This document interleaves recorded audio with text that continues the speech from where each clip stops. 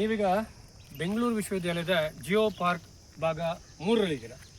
ಇಲ್ಲಿ ನೋಡಿ, ಇದು ವಿಶೇಷ ಏನಪ್ಪ, ಇಲ್ಲಿ ಜಾಗದಲ್ಲಿ ಇಲ್ಲೂ ಕೂಡ ಪೆನಿನ್ಸುಲರ್ ನೈಸರ್ಗಿಕ ರಾಕೆ ಇರೋದು.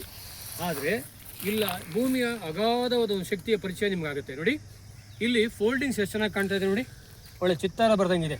ಈ ಫೋಲ್ಡಿಂಗ್ಸ್ ಇದಾವಲ್ಲ, ಇಲ್ಲಿ ಎಲ್ಲೆಲ್ಲಿ ಮೈಕಾ ಇದೆಯೋ ಅವೆಲ್ಲ ಕಿತ್ಕೊಂಡ್ಬಂದಿದೆ. ಎಲ್ಲೆಲ್ಲಿ ಕ್ವಾರ್ಡ್ಸ್ ಇದೆ ಅದೆಲ್ಲ ಹಾಗೆ ರಿಡ್ಜಸ್ ಆಗಿದೆ. ಎಲ್ಲೆಲ್ಲಿ ಫೆಲ್ಟ್ಸ್ಪಾರ್ ಇದೆಯೋ ಅದು ರಿಡ್ಜಸ್ ಆಗಿದೆ.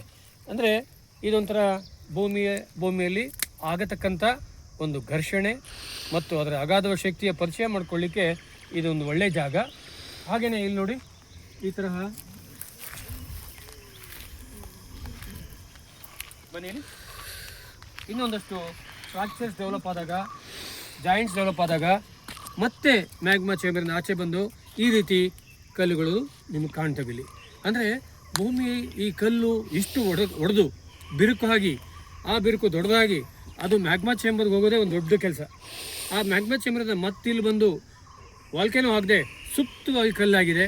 ಇಂತಹ ಜಾಗ ಭೂಮಿಯ ನಿಜವಾದ ಶಕ್ತಿಯ ಪರಿಚಯ ಆಗುತ್ತೆ. ನಾವು ಅದನ್ನು ಸಂತೋಷ ಪಡಬೇಕು. ಅದರಿಂದ ಆಗೋ ಹಲವಾರು ಉಪಯೋಗಗಳಿದ್ದಾವೆ.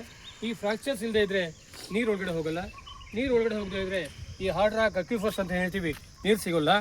ಈ ನೀರು ಸಿಗದೇ ಇದ್ದರೆ ಬೋರ್ವೆಲ್ ನೀರು ಬರಲ್ಲ. ಈಗಾಗಲೇ ಗ್ರೌಂಡ್ ವಾಟರ್ ಡಿಪ್ಲೀಷನ್ ಆಗಲಿಕ್ಕೆ ಕಾರಣ ಇಂಥ ಗುಡ್ಡುಗಳನ್ನ ನಾವು ಕಡೆಗಣಿಸಿ ಹಾಳು ಮಾಡ್ತಾ ಇರೋದು. ಅದರಿಂದ ಉಳಿಸಲು ಪ್ರಯತ್ನ ಆಗಲಿ. ತುಂಬ ದೊಡ್ಡದಾಗಿದೆ ಸರ್, ಇದನ್ನು ತುಂಬ ದೊಡ್ಡದಾಗಿದೆ. ಆಮೇಲೆ ನೋಡಿ, ಇಲ್ಲಿ ನೈಸಿಕ್ ರಾಕ್ ಅಂದರೆ ನಿಮಗೆ ಬ್ಯಾಂಡೆಡ್ ಫಾರ್ಮೇಷನ್ ತೋರಿಸ್ಬೇಕು.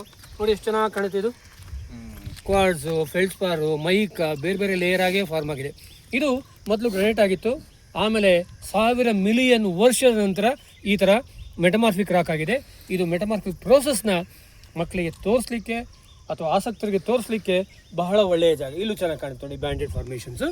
ಇದನ್ನೆಲ್ಲ ಈ ಭೂಮಿಯಲ್ಲಿ ಇದೆಲ್ಲ ಒಂದು ಸಲ ಗ್ರಾನೈಟ್ ಆಗಿ ಕ್ವಾರ್ಡ್ಸು, ಫೆಲ್ಟ್ಸ್ಪಾರು, ಮೈಕಾ ಇನ್ನಿತರೆ ಮಿನರಲ್ಸ್ ಎಲ್ಲ ಒಟ್ಟಿಗೆ ಇದ್ದಿದ್ದು ಬೇರೆ ಬೇರೆಯಾಗಿ ಸೆಗ್ರಿಗೇಟ್ ಆಗಿ ಈ ಥರ ಬ್ಯಾಂಡೆಡ್ ಫಾರ್ಮೇಷನ್ ಆಗುತ್ತಲ್ಲ, ಭೂಮಿಯ ಶಕ್ತಿ ಎಷ್ಟು ಅಂತ ಅರ್ಥ ಮಾಡ್ಕೊಳ್ಳೋಕ್ಕೆ ಇದೊಂದು ನಿದರ್ಶನ ಆಗುತ್ತೆ.